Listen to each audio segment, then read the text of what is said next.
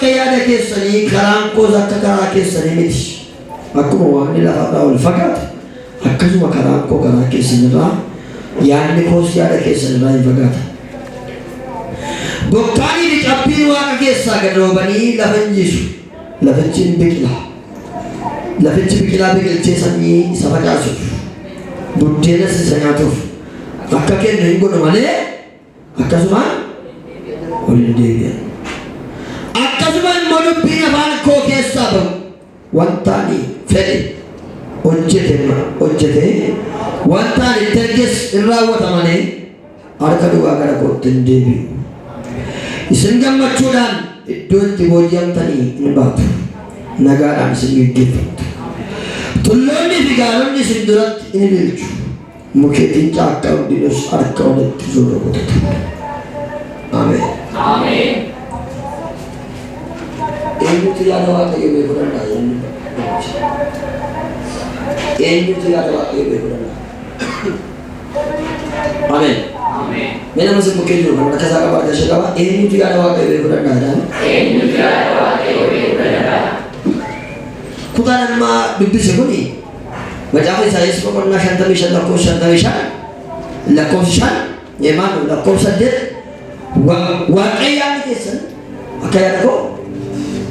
Karangko sakara kesani karangko kara kesani na bako yani ko siya kesani na bako dai Yesus mo amen amen amen namni ya ba ke satya ne jira bhai tokko yada mata sa jira tokko mo yada ba ke jira nilang mata mo nisala fan mo yada jira bhajira ingar fan mo yada se tan jira ini jalan faru yang nama jelas. Wakayam lada se, yada sakyan sakya ditaruh bayar jiwa. Amin. Yada wakayam ekun bayi ulfat. Ulfat ada, khalasan pada ekun rendah.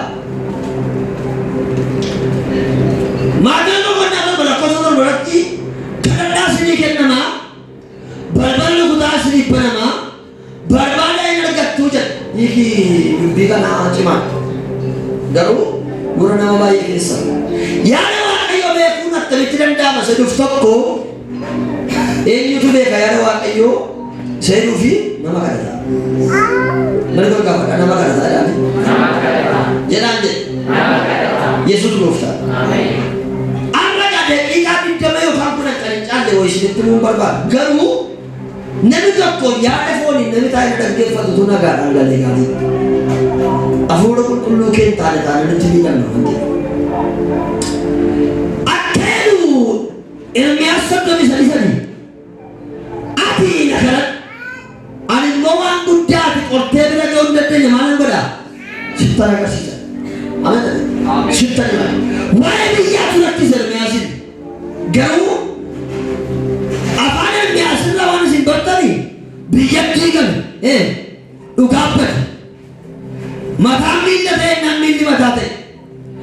Wakayong mo elmias latuan to korgate. Elmias tigisun wanti thora na basun thora kagara dumbar bana garu. Karachan dulu bakal. Karena yo kena karate wan kutya di motebra kau tadenya setar kisi saya. Wanti kutya number rat orang negara gap ada wakayo. Wakayo karat doran. Wakayo mo ya. Thalasi jana ya. Karasi tadi sih saja.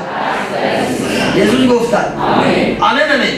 Amma dunia ko adi ke wanjur le takat. Gap ko kolkari jole ran jana wale. Unduma farwa ke sabo ibsen jana wale ni kha kharada in kharanna janatul. Yero kha kharada in kharanna jadu sana. Namodi murasina din kha ni kharada ni wan masaliti. One full durati tahu jurukku.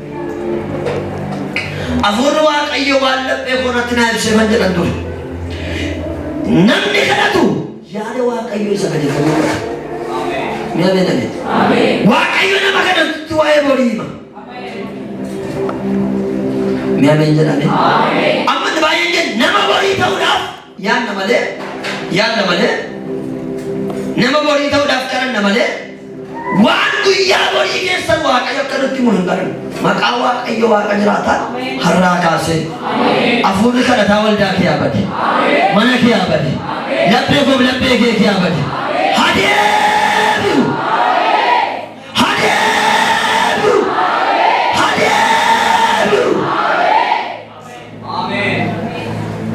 waan namni natti himne naa gale tokko namni waan facaasee hammata. Ameen. Kanaaf ana dhaabadhaa irra malee laashaa dhawaa koo jira masila ganama fuudhu qulqulluun akka inni gochaa wal argitanii foonni inni dhaba foonni maal ta'e. Ameen. Dhuguma ka'ee lafa kana dhaabadha jedhee hundee. Egaa waan tokko sirriitti walbaan namni Waaqayyoon kadhata taanaani beekumsa walii galaa qaba. Sammuusaa beekumsaa eebbisa Waaqayyo. Ameen. Si kadhata waan kakuu haalaaf kakuu moofaa adda baafne waan hin beekne baay'een keenya marakkatoo miidhamoo taananii lafuma Eliyaas ta'utti qulluun akka lafa godhe Waaqayyo kakuu moofatti. Phexrosin immoo lakkeennaan kiyyoo kee fudhu laga qurxummii dhaqe qurxummii qabi achi kiyaa meetii lama fudhi tokko naaf tokko fiigee maal godhu harka kee qaba. Namni kadhatu waan gochuu qabu bara. Hafuurri kadhataa naaf siif adeemu. Namni kadhatu karaa irraa bahee milkaa'u bara. Hafuurri kadhataa jireenya koo jireenya keef adeemu. Leerkoon gaafata sagalee guddaan hafuura kadhataa jedhame. Jedha amantiidhaan hafuura kadhataa jedha. Yesuus gooftaan. Waa akkam silmaanoo Yesuus gooftaan. Hafuurri kadhataa kadhannaan kennaa baastaniif kenname miti maal yookaan addatti qoodame wangeelawiif kenname raajiif kenname miti. Kadhannaan waan namni maqaa Yesuusitti amanan hundinuu gochuu qabu. Ameen. Mi'ameen jedha. Kanaaf kadhannaa maal ta'a? Barbaada maal gootu? Balballi guutaa maal ta'a? Amma nana Waaqayyo kana keessa dhibaa'ummaan yaabee waan kana sadeen keessa mee dhibaa'ummaa lafa inni jiru barbaada? Utuun kadhatee fudhachuun hin jiru. Tun barbaadinoo. Utuu balballi guutinoo. Waan kana sadan yeroo goonu kun gosuma kadhannaa kiyyaatti Waaqayyo gosuma waan fedhuma keenya akka nuyi guuttannu biyyeessini galan waan barbaanne tokko argachuudhaaf ulaagaa kana sadan nuuqan. Ulaagaa kana sadan keessaayyuu ulaagaa kun sadan gaafa hojiirra oolchinu qaama miira keenya sadii sochoosa. Hiikan afaan keenya dubbata. Garaa keenyatu waan lafa irraa dhiisee waan Waaqa irraatti hidhama. Mi'ameen jedhame. Haleluuyaa. Hin barbaadu. Yaada keenyatu waan Waaqa irraa waan lafa irraa dhiisee waan Waaqa irraatti hidhama. Miila keenyatu socho'a. Waan beeknu goonaa jechuudha. Waaqayyo waan ati dadhabde malee wanta ati dandeessu isin hojjetu. Nama si bukkeeru Waaqayyoodha.